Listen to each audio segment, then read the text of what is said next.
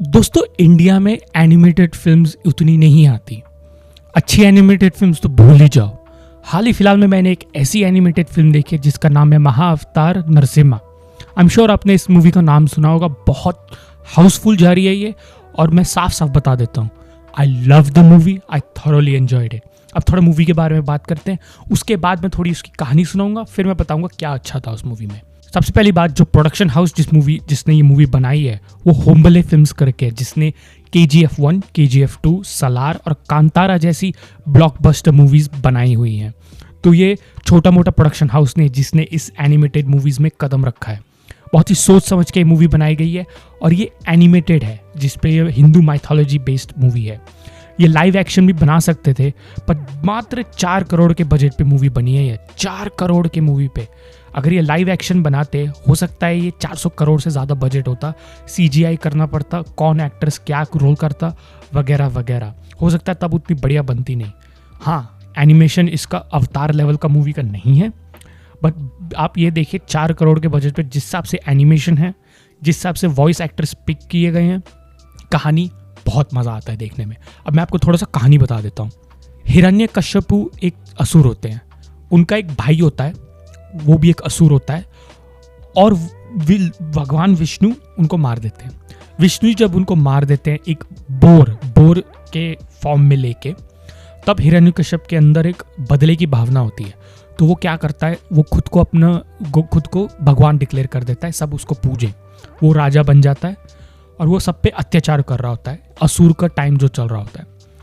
हिरण्यकश्यप का बेटा जिसका नाम है प्रहलाद, वो बेटा मात्र 5 साल का होता है और बहुत ही बड़ा विष्णु जी का भक्त होता है। तो वो हमेशा विष्णु जी की पूजा करता रहता है, उनका नाम लेता रहता है। वो हिरण्यकश्यप को पसंद नहीं आता।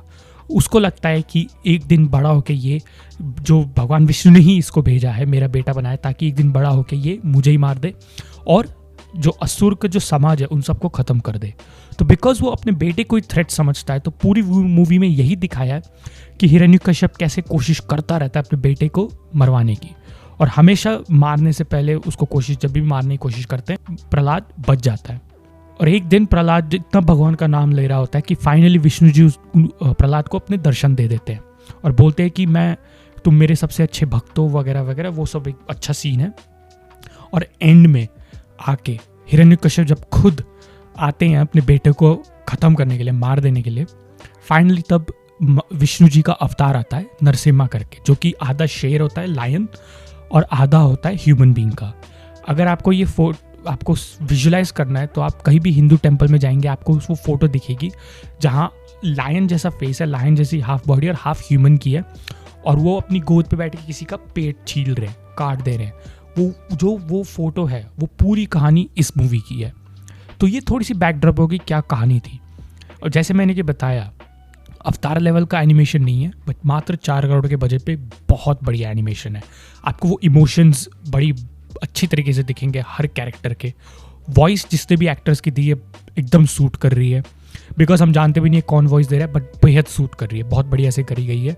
आपको कहानी में ग्रिप लगेगी। एक बहुत ही सिंपल तरीके से कहानी बताई गई है, जिसको जो आप अपने हिंदू कल्चर को प्राइडली देख सकते हो। एक बहुत ढंग से ये स्टोरी सुनाई गई है, और मेरे ख्याल से बहुत ज़रूरी था।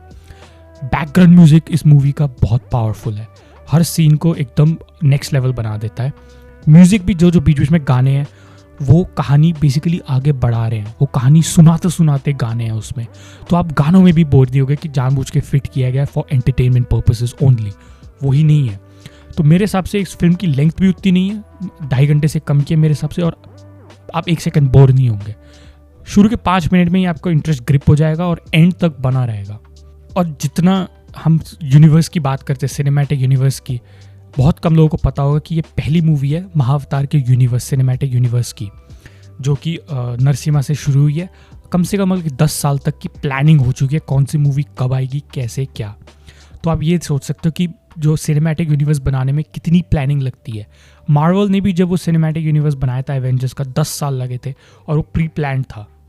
वही इन्होंने ऐसे अपनाया। ऐसे बनते सिनेमैटिक यूनिवर्स, नहीं कि आपको एक मूवी बनाओ तो सोचो कि शायद हिट हो जाए, दूसरी बनाओ हिट हो जाए, फिर किसी तरीके से उसको फोर्सफुली कंबाइन करो स्टोरी को, और जो भरता बन के मूवी आए, वो नहीं हुआ इसमें।